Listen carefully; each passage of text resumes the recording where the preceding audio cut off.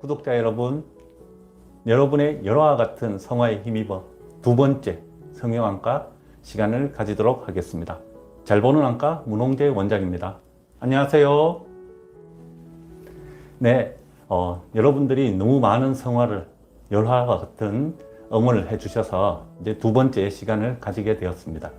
지난번에는 어린 애기들이, 친구들이 이제 눈썹을 찌를 때 나타나는 질환으로 덧눈꺼풀에 대해서 알아보았습니다.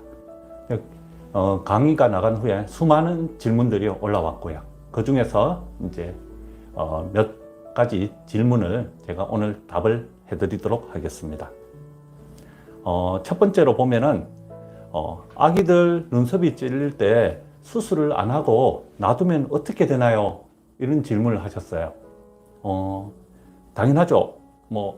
눈썹을 찌르는데도 그냥 두면은 그냥 그대로 사는 거죠, 뭐. 그 증상이 얼마나 심하게 나타나느냐에 따라서 달라집니다. 아기들이 특별히 증상이 없고, 그리고 눈비빔이나 눈부심, 그리고 난시 등의 시력 저하가 없으면은 어느 정도 기다려도 아무 상관 없습니다. 클 때까지 조금 좋아질 수도 있으니까 좀 기다릴 수는 있어요. 그래서 어느 일정 수준 이상 나이가 되어서 저절로 좋아진다면은 오케이죠. 좋은 거죠. 그런데 계속 클 때까지 계속 찌르고 있을 수도 있거든요. 근데 어릴 때는 증상이 조금 덜 나타나더라도 이제 성인이 좀 되면은 계속 눈썹은 났다가 빠지고 나고 빠지고를 반복하면서 점점 더 굵어지거든요. 눈썹이 굵어지고 강해지면서 눈에 자극감이 서서히 나타나기 시작합니다.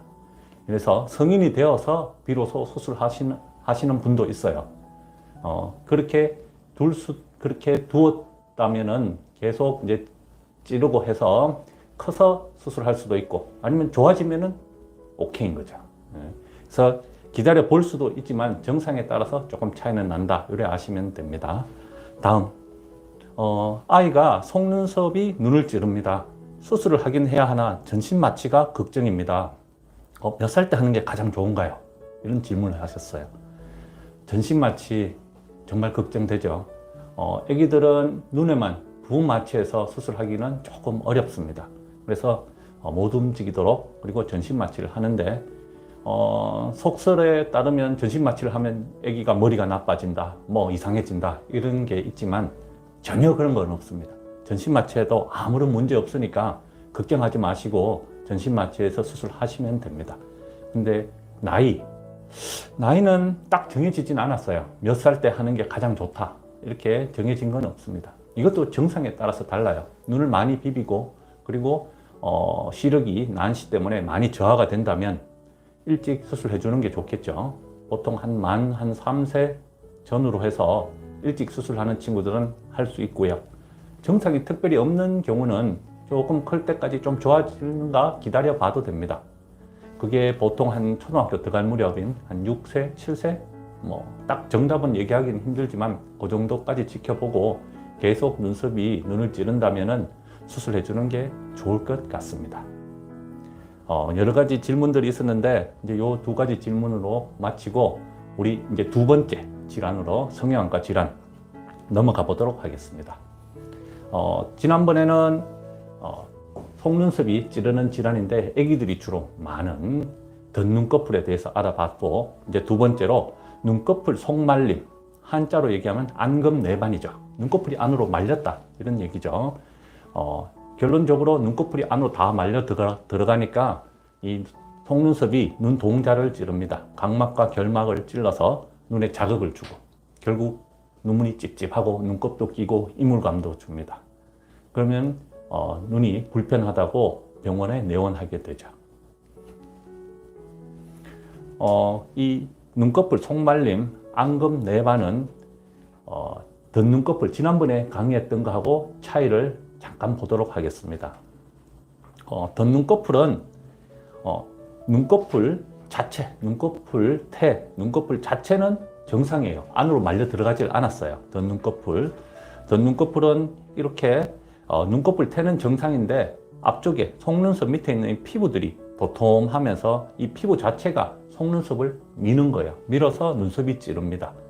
그래서 일반적으로 이 바깥쪽, 눈꺼풀 바깥쪽은 거의 찌르는 경우는 드뭅니다. 대부분 안쪽, 중간 정도까지 찌르는 경우가 가장 많고요. 이 눈꺼풀 속말림이라는 것은 눈꺼풀 테 자체가 안으로 다 말려 들어가 있어요. 말려 들어가 있어서 앞쪽부터 끝까지 다 일반적으로 말려 들어가는 경우가 대부분입니다. 그래서 어른도 있을 수 있고 눈꺼풀 속말림은 아기들도 있을 수도 있습니다. 원인에 따라서 조금씩 다른데요. 눈꺼풀 속말림은 크게 4가지로 나누어집니다. 원인이 선천성, 태어났을 때부터 이렇게 안으로 말려 있는 사람, 드물지만 매우 드뭅니다. 드물지만 있을 수는 있었고요. 그리고 퇴행성이 가장 많아요. 퇴행성이 이제 나이가 들면서 이제 눈꺼풀에 힘이 빠져서 안으로 슬슬 말려 들어가는 경우입니다. 여기 사진을 보시면 사진이 이제 잘 보일지 모르겠는데 교과서에 나오는 사진입니다. 교과서에 나오는 사진. 눈꺼풀이 이렇게 바짝 서 있으려 그러면은 눈꺼풀 판이라는 단단한 조직이 있어요. 단단한 조직이 있는데 그 밑으로 이제 아래 눈꺼풀 당긴기라는 조직들이 이 눈꺼풀 판을 바짝 당기면서 바짝 서 있습니다. 근데 나이가 들면서 이 아래쪽 아래 눈꺼풀 당긴기가 힘이 빠지면서 느슨해집니다. 느슨해지면서 이렇게 눈꺼풀 판도 이렇게 굽어지는 거예요. 안으로 굽을 수도 있고 밖으로 말릴 수도 있어요. 밖으로 말리면 눈꺼풀 겉말림이라고 하는데 그거보다는 이제 안으로 말리는 경우가 더 많습니다. 그래서 힘이 눈꺼풀 자체, 눈꺼풀을 당김기라는 구조 자체가 힘이 빠지면서 안쪽으로 비스듬하게 눈꺼풀 판이 말리고 눈꺼풀 자체가 말리는 경우를 눈꺼풀 속말림이라 하고 퇴행성으로 나이가 들면서 생기는 경우가 많습니다. 그리고 이제 세 번째로는 연축성으로 눈꺼풀에 지속적인 찡그림, 계속 깜빡깜빡 찡그리고 많이 하면은 좀 생겨요. 그래서 이런 경우는 일시적으로 생길 수 있고 또 눈꺼풀 찡그림이 줄어들면은 좋아지기도 합니다. 좋아지기도 하고 너무 심하면은 연축성도 수술을 하지만 아닌 경우는 조금 기다리면 저절로 좋아지는 경우가 많습니다. 그리고 마지막으로 반흔성, 흉터 때문에 생기는 경우인데 흰 동자, 결막의 흉터로 인해서 발생하는 경우예요. 이것도 교과서에 나오는 사진입니다. 교과서에 나온 사진인데 이쪽이 잘 보이시는가요? 이쪽이 피부고 이 안쪽이 피부 안쪽면입니다. 그래서 이 안쪽면도 우리가 결막이라고 하는데 이 눈꺼풀 안쪽면이 이렇게 쭉 가면서 이제 흰 동자하고 연결되죠. 그래서 이렇게 결막이라고 합니다. 이 눈꺼풀, 정상적인 눈꺼풀에서 안쪽면에 있는 요 결막이 흉터가 생기면은 우리가 흉터가 생기면 수축이 와요. 수축이 오면서 줄어듭니다. 작아져요. 작아지니까 안쪽으로 당겨요. 당기면서 눈꺼풀이 안으로 말려버리는 거예요. 이쪽이 당기니까. 그래서 발생하는 경우를 반흔성 이렇게 얘기합니다. 그래서 일반적으로 퇴행성이 가장 많고요. 이제 반흔성도 조금씩 있습니다. 결국은 뭐냐 하면은 계속 눈꺼풀이 불편하고 찝찝하고 눈곱도 끼고 해서 대부분 수술을 하게 됩니다. 하는 게 좋고요. 원인마다 이제 수술이 조금씩 차이가 나는데요. 일반적으로 가장 많은 퇴행성 눈꺼풀 속말림의 경우 이렇게 아래 눈꺼풀 당긴기, 이렇게 눈꺼풀 판에서 이렇게 눈꺼풀 아래쪽으로 아래 눈꺼풀 당긴기라는 조직들이 있어요. 그 조직들이 너무 느슨하지 않도록 바짝 당겨서 꿰매줍니다. 그래서 바짝 서 있을 수 있도록 이렇게 탁 만들어주는 수술을 많이 하고요. 또 다른 수술은 이 바깥쪽, 눈 바깥쪽 쪽에 피부를 쫙 잡아당겨요. 잡아당겨서 쫙 펴주는 거죠. 느슨하게 늘어져 있는 피부를 옆으로 조금 확 당긴다고 생각하시면 돼요. 이렇게 쫙 당겨서 조금 단단하게 만들어줍니다. 이런 수술들을 많이 하게 됩니다. 이 외에 수술들 많죠.